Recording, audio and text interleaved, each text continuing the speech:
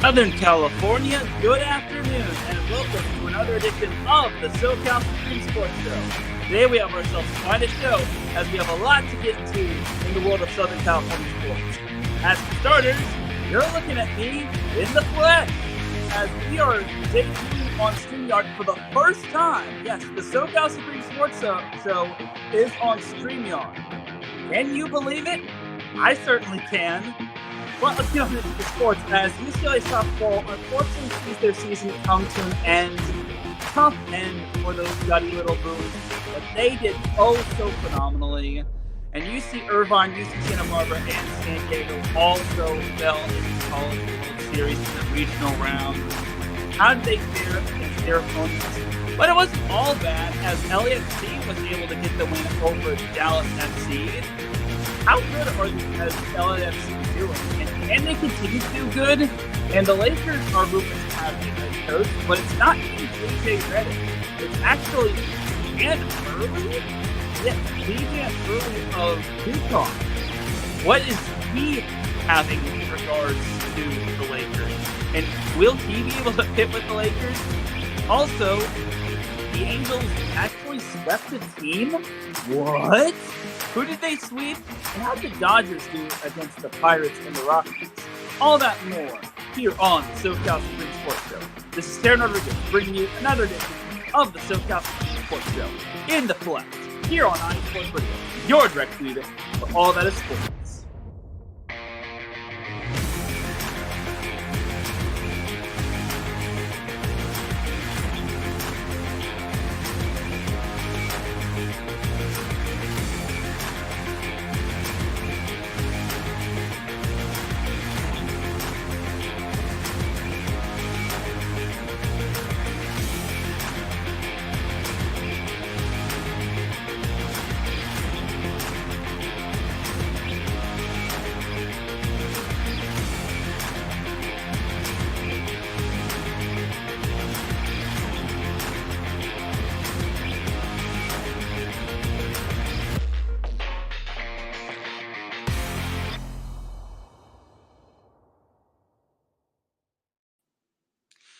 And welcome one, welcome all to another edition of the SoCal Supreme Sports Show.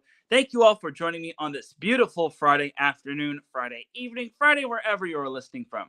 Either way, you have made your way to episode 184 of the SoCal Supreme Sports Show. And without any further delay, let us begin. But first and foremost, the SoCal Supreme Sports Show would not be where it's at without iSports Radio providing the platform to go live on Spreaker, or in this case, StreamYard. Please do follow iSports Radio on several different social media platforms, such as X, formerly known as Twitter, TikTok, Facebook, and Instagram. And we also have a website, iSportsRadio.com, for all of your latest sports news, our blog, our Fans of the Month, our pages dedicated to each podcast, such as the SoCal Supreme Sports Show, and our merchandise shop. For the last 10 years, iSports Radio has been bringing you amazing content ranging from interviewing legendary athletes, coaches, and other authorized media personnel to building tailor-made shows dedicated to all major sports cities around the country.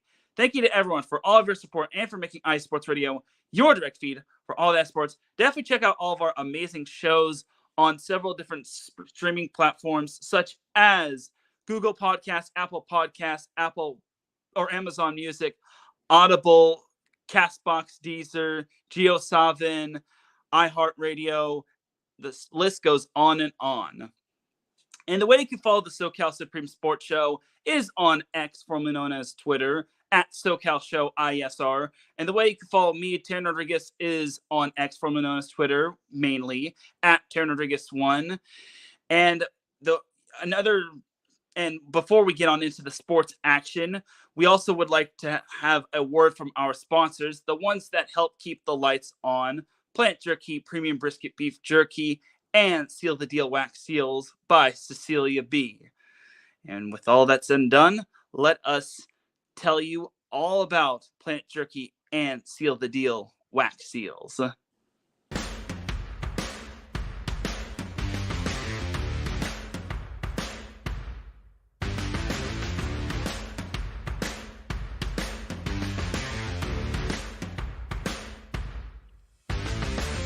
Hi, eSports Radio fans. This show is brought to you by Planet Jerky Premium Brisket Beef Jerky. Planet Jerky is the official jerky of the 2022 California League champion Lake Elsinore Storm, single-A affiliate of the San Diego Padres. This all brisket jerky has gluten-free options, contains no MSG, no sodium nitrate, is low in sugar, and high in protein. Go to their website at planetjerky.net and follow them on Instagram at Planet Jerky. Planet Jerky, the jerky that's on a whole other planet.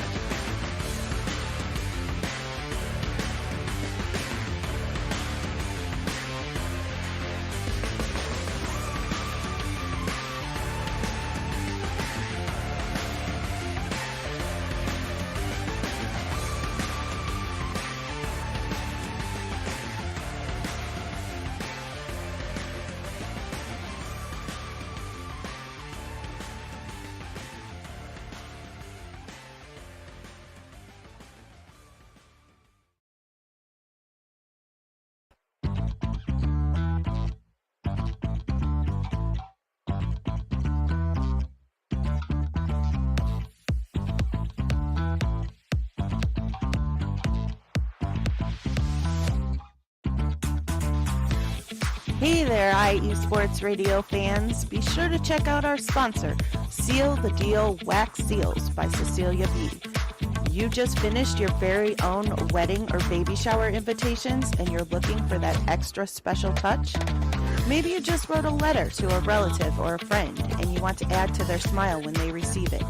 Then seal the deal with Cecilia's handmade sealing wax stamps for your invitations, letters, and gifts. You bring the deal, we'll bring the seal. You can find them on Instagram at sealthedeal_wax stamps and on Facebook, Seal the Deal Wax Seals.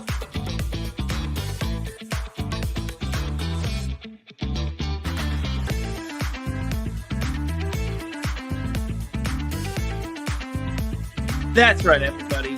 Definitely be checking out Seal the Deal Wax Seals and Planet Jerky Premium Brisket Beef Jerky. They are the official sponsors of IE Sports Radio, your direct feed for all that sports. They are available on Instagram and on Facebook. And with all that said and done, let us begin as Larry B pops into the chat room. He says, "What's up, Teran? I appreciate you tuning in, brother. All right, now let's get on into that sports action. Let's dive on into this like a cold bull. You feel me?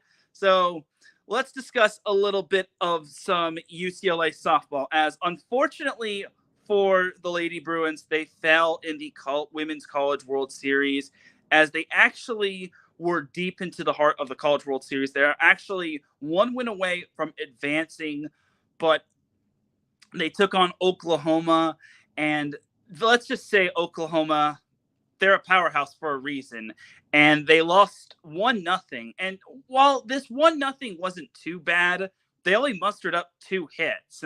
And against a talented Oklahoma team, you have to get a lot of hits to generate some runs. But it's all good, as they actually held Oklahoma to only 4 hits, which is actually pretty impressive. Well, I don't know what's more impressive. The fact that Oklahoma only had 4 hits, or the fact that they were held to only 1 run. But regardless, those gutty little Bruins did everything they could against the 3-time back-to-back national champion. So UCLA had an elimination game against Stanford, and this was actually the last Pac-12 softball game ever, just because this will be the last time the Pac-12 softball game will actually have the Pac-12 will actually have a softball game. And apologies for my camera moving around my camera, but unfortunately for UCLA, their season came to an end as they lost to Stanford 3-1. They only mustered up 4 hits, which is not ideal. In their two losses to end the season, they mustered up 6 total hits. 6 total hits. And it sucks because I thought UCLA had a chance at the Final Four, but it was to no avail. But I am very proud of the Lady Bruins. I think all UCLA fans should be very proud. They put on a clinic in terms of having an outstanding season, and whether you're a UCLA fan or not, they represent Southern California well, and I think they'll be back on the big stage. If you compare their postseason run compared to last year, where they got bounced in the first round by Grand Canyon in embarrassing fashion, mind you. It's not even close to comparison. It's basically like comparing apples to oranges. So all in all, I'm very sad that UCLA softball season came to an end, but I will also just say that the Lady Bruins just had an outstanding season, and I tip my hat to them on an amazing season. But that is that for some UCLA softball right there. Amazing job by the Lady Bruins, and their losses came last Saturday and last Sunday. In the end, Oklahoma wound up four-peating. They wound up defeating Florida just even though Florida kind of gave them a little bit of a scare. Well, Florida actually beat Oklahoma to force a sudden death game. And then eventually Oklahoma managed to make a comeback. And then Oklahoma managed to beat Texas twice. And they managed to four-peat. So there you have it right there.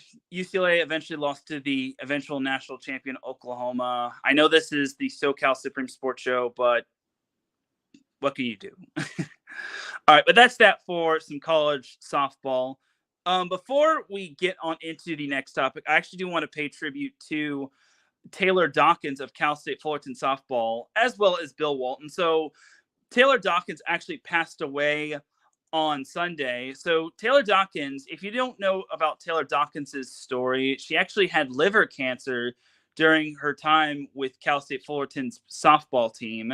But despite having liver cancer, she actually continued to play on the softball team, and she eventually played out her senior season. And it was quite amazing that she was able to play out her senior season. And I had to read this story. I was like, I didn't even know about this until this past Sunday, and it was very sad. And if you remember Cal State Fullerton softball team, they actually wound up almost advancing to the super regionals, and they almost took out Stanford. They were one win away from doing so, but unfortunately they fell one win short. They lost to Stanford in a tight one. I think it was like 7-3. Either way, it was a tough one for the Lady Titans. But going back to Taylor Dawkins, it's so sad that someone lost their life to cancer, especially liver cancer. And my heart goes out to Taylor Dawkins' family, as well as the Cal State Fullerton softball family. Also, Bill Walton passed away on Memorial Day, and I actually got this text from my brother, and I didn't know that Bill Walton was also battling cancer. But if you all know who Bill Walton is, he was a UCLA legend, and he also played for the San Diego Clippers. Yes, the San Diego Clippers, not the Los Angeles Clippers, but he was a living legend. And if you know him personally, then bully for you. Also, if you know him from the broadcast, you know he has a bubbly personality. He's just a joy to have. And I'm not the biggest UCLA fan out there, but I will just say, I always loved watching broadcasts when it came to Bill Walton, when it came to basketball. And I loved Bill Walton's humor. And when I saw this at work, or when I was on like a little bit of a break, I saw my brother's text and he said that Bill Walton passed away. It's like, gosh dang it, Justin, why'd you have to freaking text me this? It really ruined my mood, and I was just so sad. And it really hurts to see. My thoughts and prayers go out to the Walton family, and I wish I could have done a tribute to Bill Walton last week, and that's my fault for not doing a tribute to Bill Walton. So we're actually going to have ourselves a moment of silence for Taylor Dawkins and Bill Walton right now. So if you'll join me in honoring both Bill Walton and Taylor Dawkins in a moment of silence.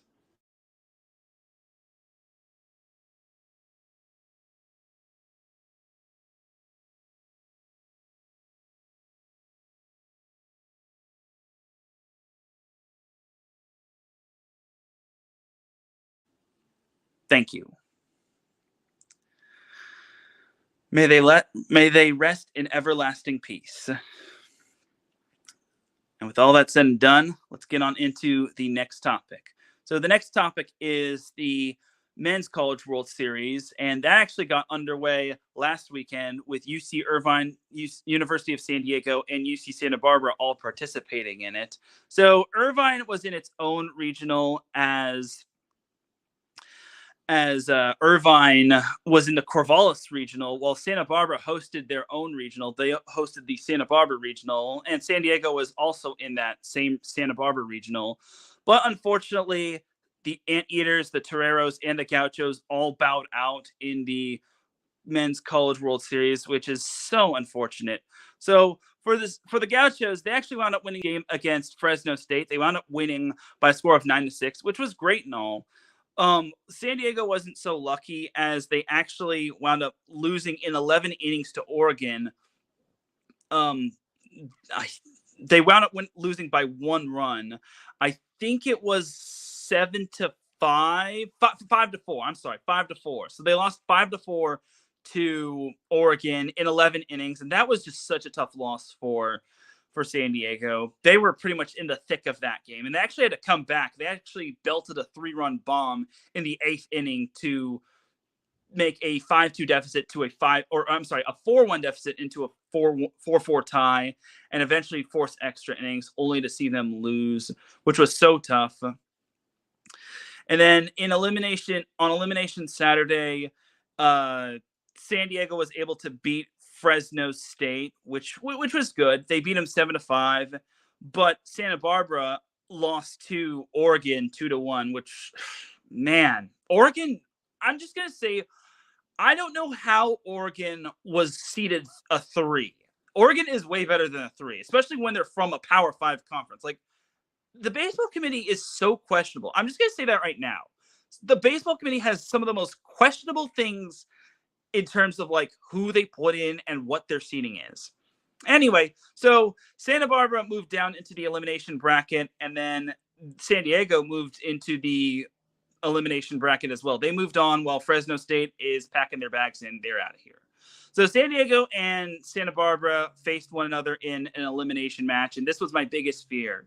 One of the SoCal teams had to go bye-bye, and unfortunately for the Toreros, they were the ones that lost. They lost to Santa Barbara 4-2, because let's be honest, UC Santa Barbara was pretty much untouchable up until that Oregon loss. They had not lost a home game up until Oregon had beaten them, and they were not losing to San Diego, as the Gauchos took down the Toreros 4-2, ending the Toreros season. And then in an elimination game, unfortunately, the Gauchos lost to the Ducks 3-0. In that game where the Gauchos lost to the Ducks yet again, Santa Barbara only mustered up 4 hits, 2 of which came in the 9th inning and 2 of which came through 8 innings, which is just absolutely dreadful. You just can't have that against a Power 5 team. But in the comments, Ralph Calise said, "Good evening, Teran. You are live. So great. It's so great. Have a great show." I appreciate you, my man. But going back to UC Santa Barbara, that's just so tough. First and foremost, congratulations to Oregon. They pitched a gem of a match. That's just such a great.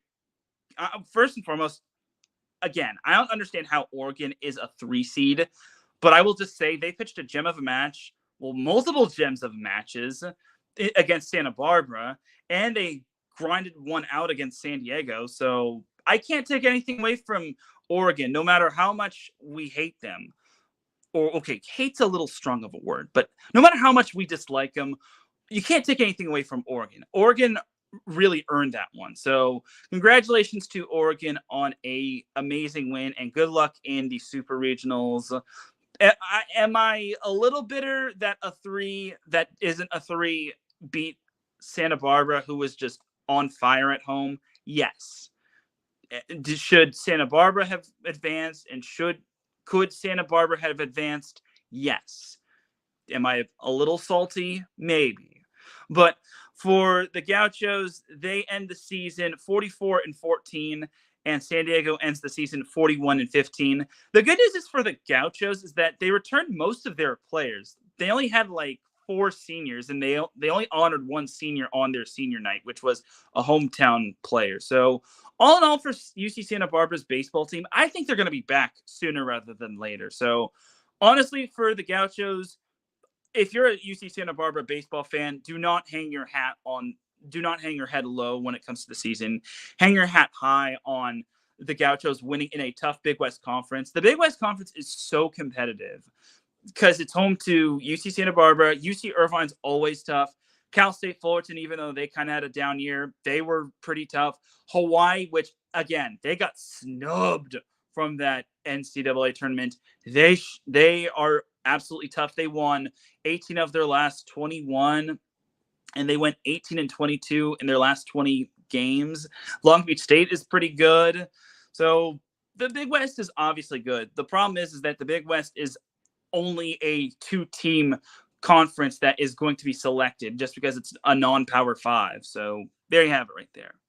Speaking of the Big West, that's perfect segue to go into the second SoCal team that partook in the College World Series on the men's side, being UC Irvine. So they started off the Men's College World Series with a solid win over Nichols, beating them 13-12. Now, in this matchup, I actually was seeing this matchup, and I was seeing UC Irvine beating the dirt out of Nichols, and I saw that Nichols' pitcher got hurt, and then UC Irvine was taking advantage of it, and I was basically saying, okay, UC Irvine's got this.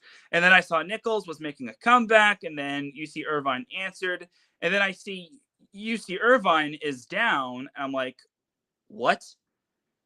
UC Irvine.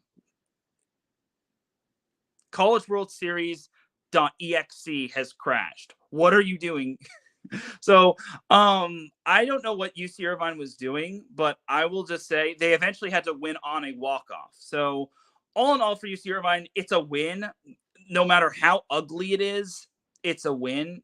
All that matters is that they advanced to the winners bracket, not the elimination bracket. But they unfortunately fell to Oregon State, which was the home team. They lost 5-3, which was a bummer, but it is what it is, as they fell to the elimination bracket where they faced Tulane, which eventually beat Nicholls State, which we don't care about Nicholls State. I'm sorry, but this isn't the Nicholls State Supreme Sports Show. This is the SoCal Supreme Sports Show. Anyway, but UC Irvine trounced Tulane 17-7 on Sunday, and then UC Irvine and Oregon State faced each other in an they faced Oregon State in an elimination game, and that elimination game actually got pushed to Monday, but not even because of rain. Thanks, Mother Nature. But unfortunately, not even a rain delay could save UC Irvine's season, as UC Irvine fell to Oregon State 11-6, ending their season, which is a bummer. UC Irvine ended the season at 45-14, which is pretty darn impressive. It's actually the best win percentage as a Division I program, and actually tied. It was actually the third most wins in their program's history. And Nick Pinto of their program made history, as he became their all-time strikeout leader, which is pretty good. So if I'm UC Irvine, I'm obviously deeming this year as a success. Is it tough losing to a very talented Oregon State team? Yes, but you got to remember, they're from the always tough Pac-12, which is home to a lot of good teams. So I know only 2 teams made it from the Pac-12, but there's some pretty darn good teams like Oregon and Oregon State, and UCLA and USC can sometimes be good as well. So and that conference is obviously a dogfight. But I digress. All right, but that's enough for the College World Series. Let's jump into some MLS action. So the good news. So let's talk some positivity. So the good news is that LAFC won. Yay! They beat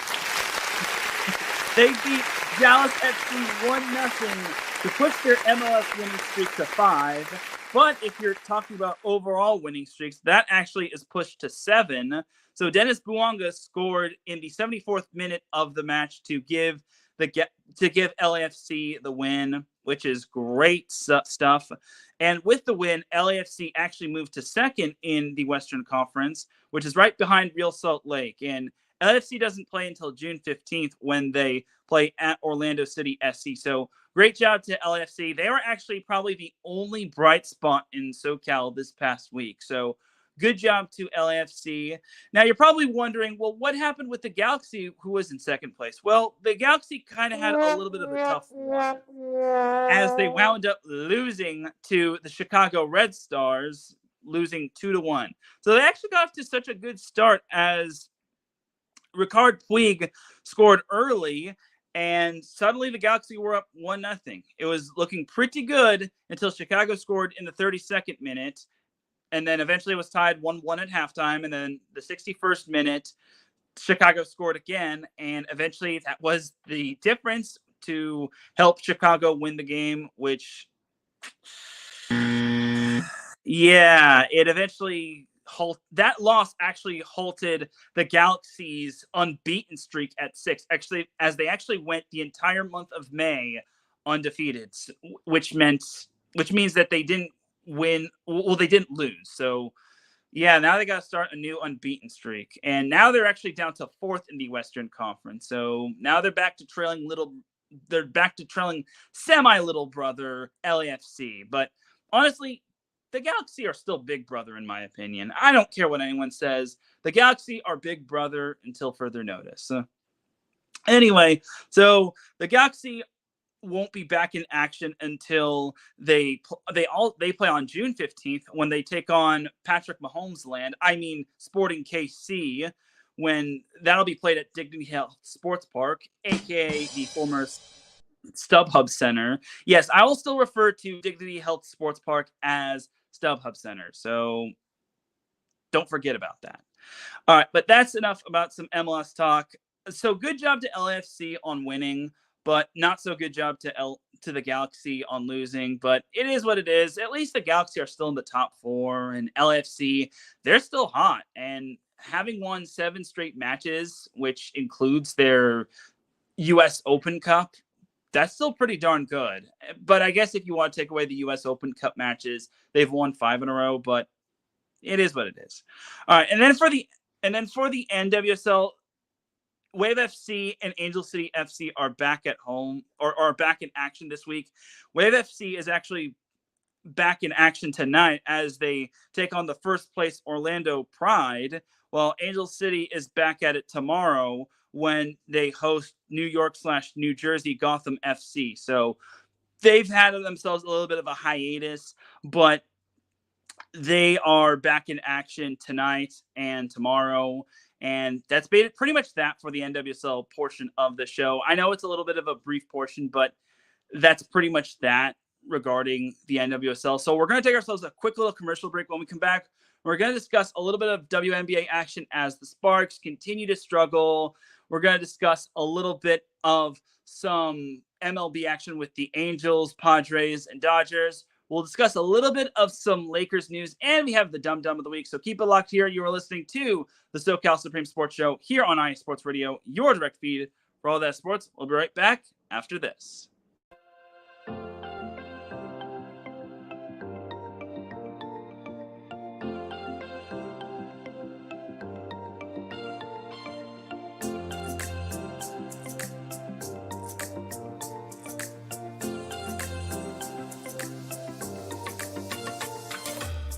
Are you a fan of Buffalo sports? Are you thinking of changing loyalties and becoming a Buffalo sports fan? Do you even know where Buffalo is on the map? Did you know Canada is closer to Buffalo than New York City? Welcome to the Buffalo Huddle, every Tuesday night at 7 p.m. Eastern Standard Time and 4 p.m. Pacific Coast Time on IE Sports Radio, your direct feed for all that is sports. I'm your host, Patty Bax. This is a podcast designed for you, the passionate sports fan. I know you love your sports. Who doesn't? I cover Buffalo sports and so much more by bringing in the human elements. I call it Buffalo Sports with a Twist. Join me as we take a journey into the world of Buffalo sports. I guarantee you'll fall in love with Buffalo just like I did. Each week we start with an inspiration, question of the day, a Buffalo fun fact, and our weekly challenge to you, the listener. Come huddle up with me every Tuesday at 7 p.m. Eastern Standard Time and 4 p.m. Pacific Coast Time for the Buffalo Huddle with Patty Bax on IE Sports Radio, your direct feed for all that is sports. As we say in Buffalo, go Bills!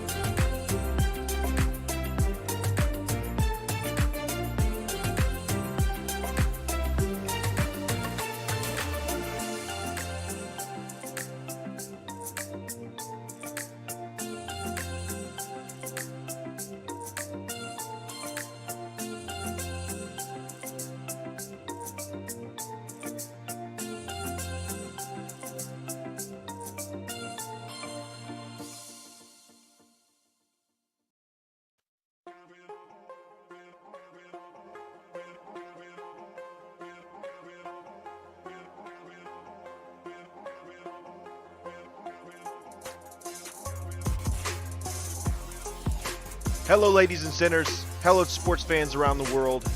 Hello, IE Sports family. This is Cale Henderson, the host of IE Vegas, the Sin City Sports Show, presented by IE Sports Radio.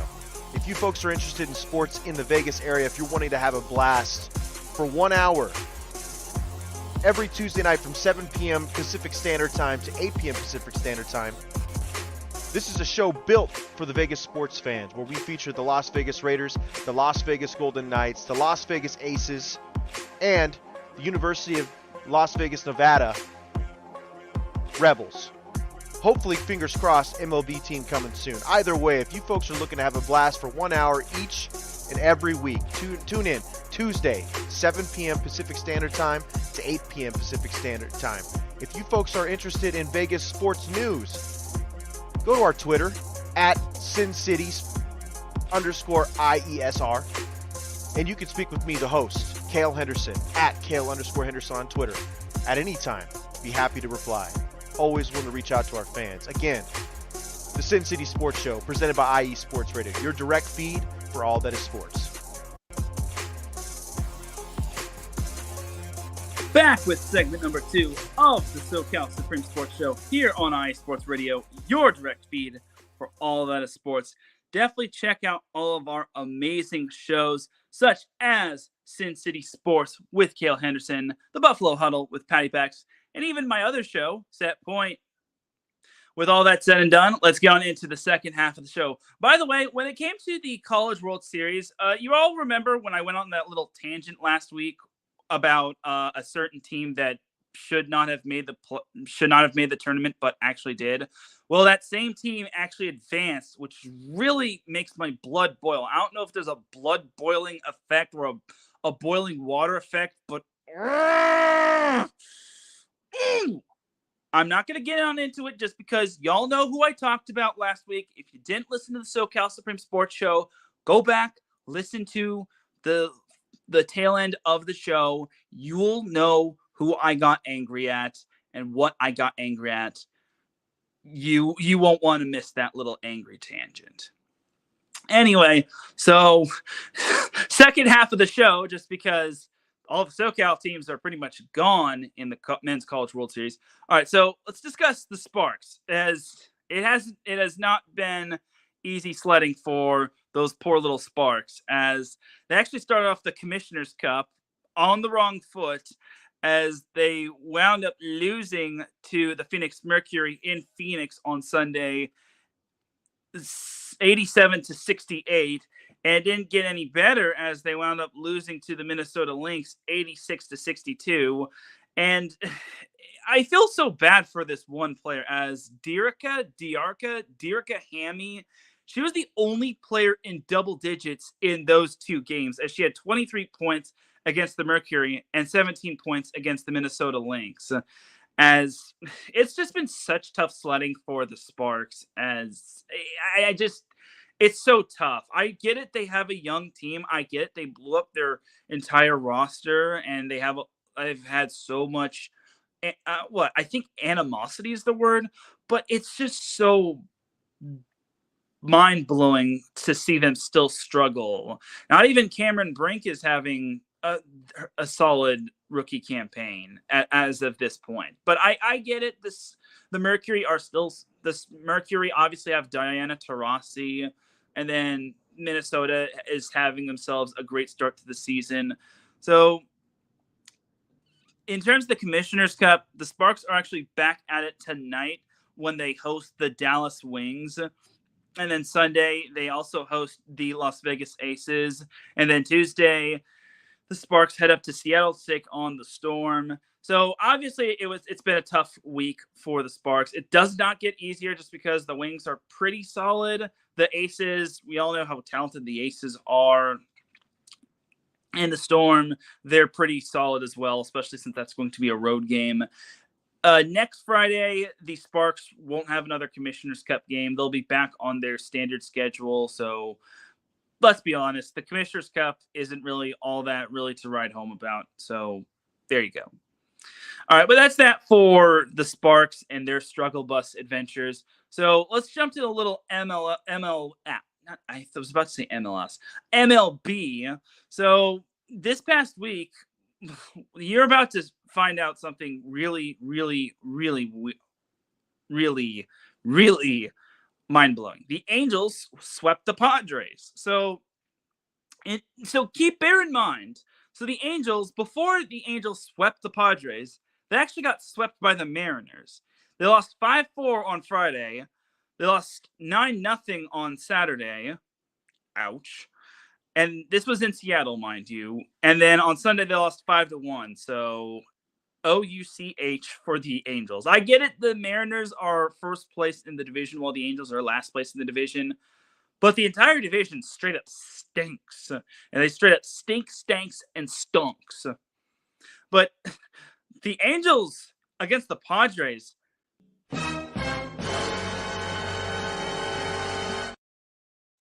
I can't believe what just happened. I can't believe the Angels straight up swept the Padres. So Tuesday, the series actually started on Monday, where the Angels wound up winning 2-1. By the way, this took place in Angel Stadium.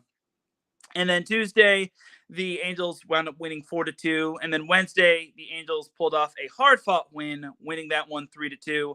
Believe it or not, this sweep actually is only the second sweep of the season for the Angels. So if you're the Angels, you kind of have to hang your hat in regards to that. But if you're the Padres, oof, you got swept by the Angels, which is one of the worst teams in the MLB. So, ouch. And the worst part is for the Padres, this comes after they took 2 out of 3 against the Royals. And that's perfect segue to go into the Padres series against the Royals, as they actually won the first game in Kansas City, aka Patrick Mahomes land. They wound up winning the first game 11-8, and then they won the second game 7-3, and they only lost the final game 4-3. And you would think they'd have some good momentum going into the Angels game, but that was just straight up sad right there. And I would understand if they were. And the sad thing is, they didn't have to go too far on the road. They had to go to Anaheim, and that's not too far. That's totally not that far. Now, if they had to play the Dodgers or they had to play some other talented team, I can understand them getting swept, and then them basically, all of us pointing and laughing at them. But this is just sad, dude. You can't just get swept by the Angels. It's no wonder that no one takes the Padres that seriously. It's no wonder no one takes the entire NL West outside of the Dodgers seriously. Speaking of the Dodgers, that's a perfect segue to go into the Dodgers in regards to how they did this past week. So the Dodgers last week against the Rockies, they actually took 2 of 3 against the Rockies, as they wound up losing the first game 4-1 on Friday. This was in the Chavez Ravine. But then they won the second game 4-1, and then they won the rubber match 4-0 on Sunday, and they won the 4-1 game on Saturday. And then after they traveled to Pittsburgh on Monday, they played the Pittsburgh Pirates on Tuesday. They got shut out on Monday, or they got shut out on Tuesday, 1-0, and they held the credit to the Pirates. They held the Dodgers to only 4 hits, which that's pretty good if you ask me. So credit to the Pirates, and the Pirates have been pretty solid this season. I'm just going to say this right now. Pittsburgh is such an under-the-radar team, and if you want more in regards to the Pittsburgh Pirates and anything Pittsburgh Pirates or anything Pittsburgh sports, definitely check out the Yinzer Report with Ralph Calise. He does an amazing job talking about all Pittsburgh sports. Nice little plug right there. Wednesday, going back to the Dodgers-Pirates series, the Dodgers wound up losing to the Pirates 10-6. So the Dodgers bats actually came on, but they allowed the Pirates bats to come on. So not good in that regard, Dodgers. And then thankfully the Dodgers salvaged a win. I was about to say savaged a win, but salvaged a win yesterday, being Thursday, as they wound up winning 11-7, which is pretty solid. I'm glad they did not get swept. Otherwise, I think we could all agree that the 2 out of 3 series win over the Rockies is kind of shows that the Rockies were playing young guys, and the sweep over the Mets shows that the Mets are pretty bleh. And you got to remember, but before they swept the Mets, the Dodgers wound up pooping the bed against the Cincinnati Reds, which not good at all. So next up for the SoCal team, starting with the Angels, they are back at home starting tonight, Saturday, and Sunday against the Houston What the? Sorry. Camera was glitching. But the Angels are back in action Friday, Saturday, and Sunday against the Houston Astros on Friday, Saturday, and Sunday. And then Tuesday, Wednesday, and Thursday, the Angels head down to the Cactus State to take on the Arizona Diamondbacks. Then for the Padres, they have a 4-game homestand against the Arizona Diamondbacks, which is a nice little interdivision matchup right there. And then they have a home series against the Oakland Athletics, which is also good. And then they'll have Thursday off, and then they'll get ready for their series next Friday. And then the Dodgers, they got themselves a nice little battle this upcoming week. So this weekend they've got the Yankees on Friday, Saturday, and Sunday. And the Sunday matchup is actually going to be super special, as it's going to be Sunday Night Baseball. And all these matches all these games are going to be played in the Bronx or Yankee Stadium. So that's going to be a big test for the Dodgers. And this is a Yankees team that is not the Yankees team from last year. And then after their series against the Yankees, the Dodgers will fly home to the Chavez Ravine, and then they'll start a 3-game series against the reigning World Series champion, the Texas Rangers. Shout out to my boy Drewski. So you have that right there. So I know the Rangers have been struggling, but I will just say that's a kind of a gauntlet right there. The Yankees obviously have been really good, and then the Rangers the most scariest team in the league is a wounded one. And the Rangers, the thing about the Rangers is that all it takes for them is a nice little win streak and the Mariners to basically slide down a slippery slope. And then poof, the Rangers could get back to winning the AL West. And like I said, the AL West straight up stinks. But I digress. All right, but that's that for the SoCal baseball teams, the Padres, Angels, and Dodgers. So this news just popped up yesterday, and I was straight up baffled by this news. So the Lakers, you know how I talked about how the Lakers are most likely leaning towards hiring J.J. Redick as their new head coach? And this was courtesy of Bleacher Report. Well, this actually came up yesterday, and apparently the Lakers might be hiring Dan Hurley as their new head coach, which, yes, the Dan Hurley, the UConn coach, the Dan Hurley who didn't really say a whole lot of nice things. He didn't really give San Diego State their flowers when UConn beat him in the national championship, which I don't know what to expect with that. I mean, it's cool, but does Dan Hurley really want to leave UConn? I mean, Dan Hurley is a king at UConn. If he leaves to go to the Lakers, he's basically leaving. He's a giant. He'd be leaving to become a little man. Like at UConn, he's a giant. He's a paragon. But if he leaves to go to the Lakers, he'll be a McNugget. I'm just saying, y'all. But I'm just gonna. I'll just say this: if he goes to the Lakers, I'll welcome him with open arms. But honestly, Hurley, just like JJ Redick, I hope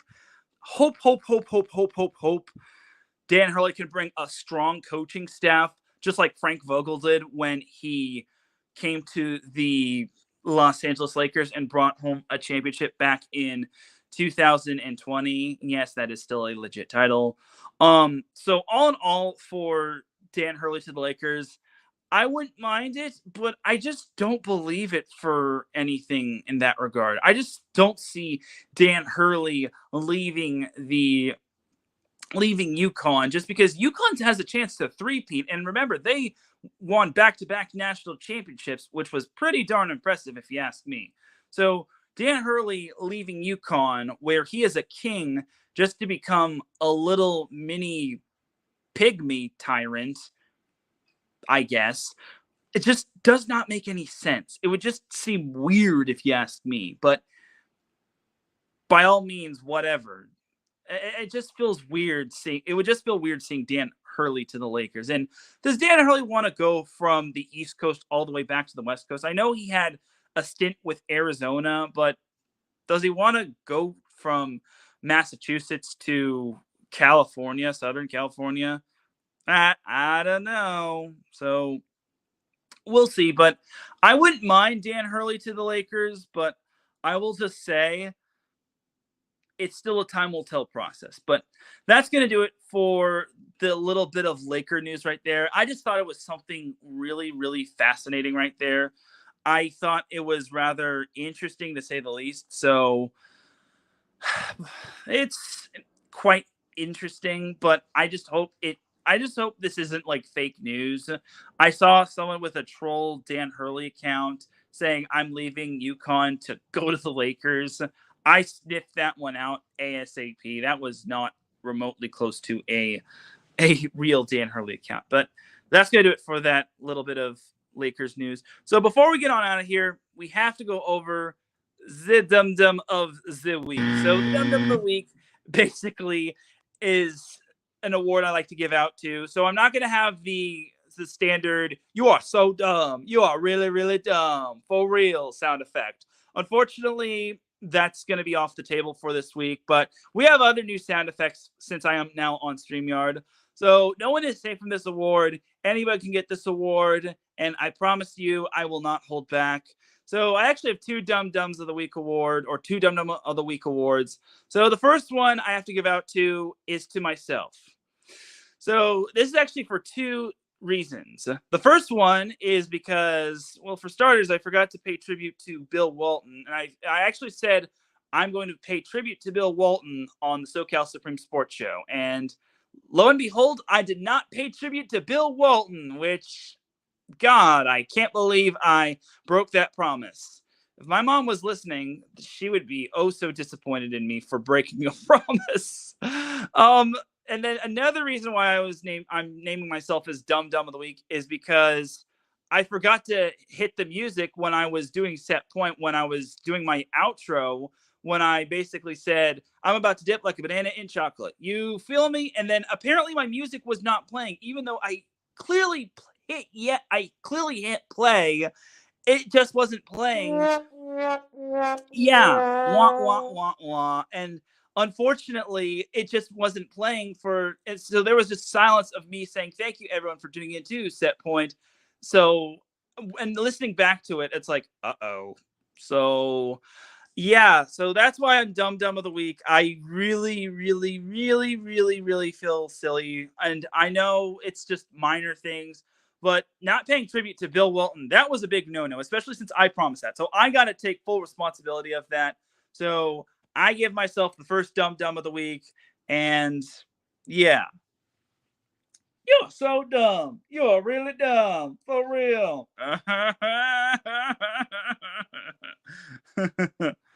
That's my impersonation of the dumb of the week sound effect. All right. But the second dumb of the week. All right. So I actually meant to go over this dumb of the week last week. And for those of you that have a weak stomach, I suggest clicking off this video. But as you all know, I work in a grocery store. And here's the thing. Food that should not be put on the shelf should not be on the shelf. It should be taken off. No matter what, if it doesn't look right, it should not be on the shelf. No ifs, ands, or buts about it. No matter what. Please, please, please remember this. Grocery stores out there. So I'm bagging an order. It was an Instacart order, Instacart or Uber Eats order, and then a customer, the customer who's the Uber Eats customer. She's like, can I exchange this for, and she actually bought like romaine lettuce, or a customer wanted romaine lettuce. And she said, can I exchange this? All this lettuce is brown for the most part. And then I go back there and I go back to exchange it. So I go back there and I want to exchange the lettuce. But unfortunately, every bit of the romaine lettuce that the customer wanted from the Uber Eats driver or the Uber Eats orderer is basically all brown, or all of the romaine lettuce is all brown, which I was like, uh-oh. And I basically had to tell the customer or the Uber Eats driver, I hate to tell you this, but all of the romaine lettuce is all brown that the customer wants. And I feel bad for her because she was stressing. She was like, oh no. And she had to basically call the customer or message the customer saying, you're going to have to either get something else, or we're going to have to refund you the money, and we'll have to get you something else. And I felt so bad. And this is probably the one thing I hate about customer service, because if a customer gets dissatisfied, then you're the one that gets blamed for it. And that's why I dislike customer service. But that's not the reason why I'm giving out dumb of the week. So apparently the job that I'm at, and I hate to say this, but apparently the job that I'm at, I'm not going to give the name out, thought it was a good idea to leave the romaine on the shelf. Yes, the job that I'm currently at thought it was a good idea to leave the romaine on the shelf that has brown lettuce. Brown lettuce on the shelf.